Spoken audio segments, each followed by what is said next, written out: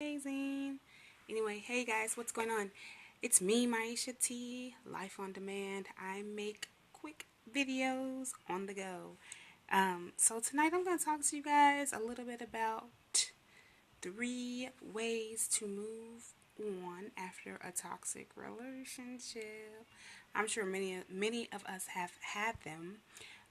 Me, myself, I am a self proclaimed mental health advocate and a mindset mentor for single moms who want to succeed in life and business and don't know how. I am a single mom of 3 amazing children, 2 with high functioning autism and 1 with a mood disorder. That makes me that I have something going on up here too, and I do. I live and I thrive with cyclothymia and anxiety. But tonight I want to talk to you guys about 3 tips to help you move on after an emotionally abusive, narcissistic, toxic relationship. But before I talk about that, let's talk about what a healthy relationship looks like. So, a healthy relationship is where you can respectfully disagree with your partners without belittling their character and talking down to them. So, you and your partner can get into a fight, and you don't have to call each other's names. You guys can kind of work through it. And so that is what a healthy relationship looks like versus a toxic relationship where you and your partner may have an argument or two, and guess what? You guys start calling each other names. And that could lead to some heavy stuff coming out. And it also could probably lead into an emotionally and or physically abusive relationship. And so for my case, that's what happened. I've used to. I'm a recovering codependent person, or I like to say a coco. And so I was also a fixer, so I would attract, based on my energy vibration, I would attract people who I thought needed fixing. And so I would do little things to try to make sure they were good and they were straight, but all in the process, they were manipulating me and emotionally abusing me. And so I have a book coming out next Friday called Your Heart Can Heal, where I share my heart healing lessons learned from emotional abuse. And I want to share one of my personal journeys with a partner, and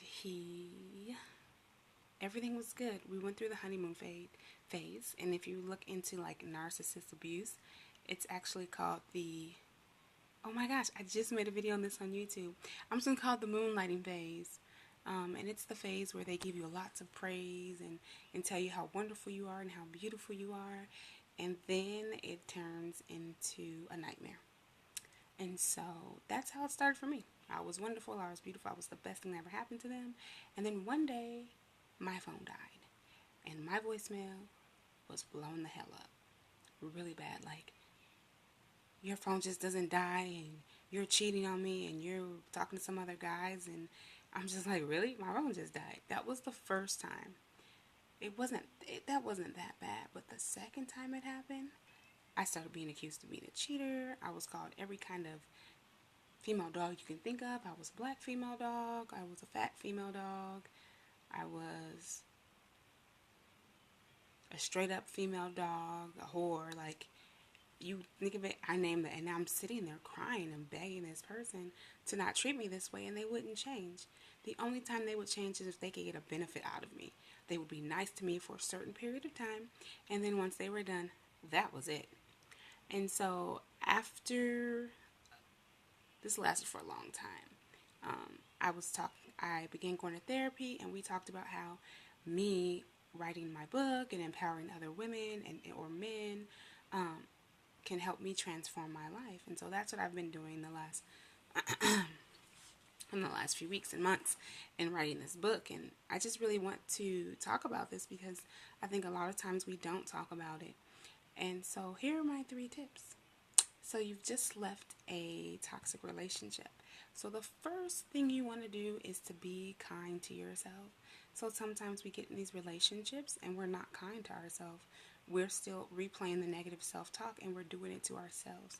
It's like we'll be severely sad and depressed and say, man, what did I do? I'm stupid. I'm unworthy of love. How did I get here again? What did I do wrong? What I want you to do is be kind to yourself. Acknowledge those feelings, but don't stay there. For me, I practice affirmations. So when that thought came, I was able to reinforce it with something else.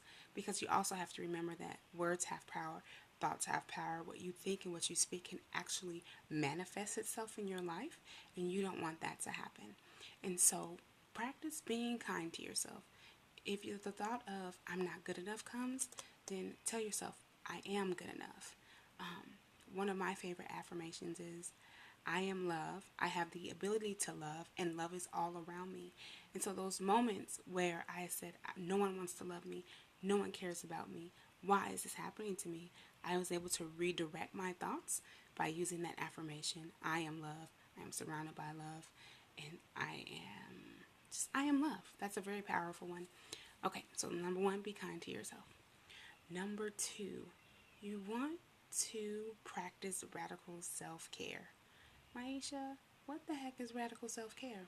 So radical self-care could be, for me, I hadn't had a pedicure in months.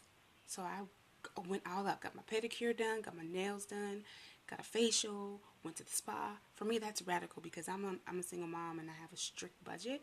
But I had to do something for myself because I deserved it. Because I was in a relationship or a situation where a person was constantly devaluing my character and telling me I didn't deserve anything. So I had to practice a radical form of self-care in order to help get me in the right direction. For some of you, radical self-care can be going to Barnes and Nobles, getting a book, grabbing a Starbucks latte, and reading. That's you freeing your mind, freeing yourself, and taking care of yourself. So find something that you can do to practice radical self-care. And my third tip is to seek professional help. I know we have our friends, we have our family, but sometimes they can give us biased advice and have a biased point of view, and that's not what we want. We don't need, after leaving a toxic situation, we don't need a biased point of view. So I would advise you to find a therapist and or a support group. And there's a lot of online support groups, and there's a lot of therapists who practice online as well. Or you go in person. My therapist uses cognitive behavior therapy and feminist techniques to empower me to make decisions to move on past my situation. And therapy has dramatically changed my life and helped propel me to a place where I am able to speak openly about who I am and what I've been through. And it's unbiased. It's a free ear. There's no judgment. It comes from a space of openness. And so those are my 3 tips, and those are the 3 things that I've done to begin and complete healing from emotional abuse. It's a cycle, it's a pattern, and you can break it. In order to break it, though, you have to believe in yourself, because it can be really hard, but you can do it. And if you don't believe in yourself, I believe in you. Until next time, Periscope, I'm out.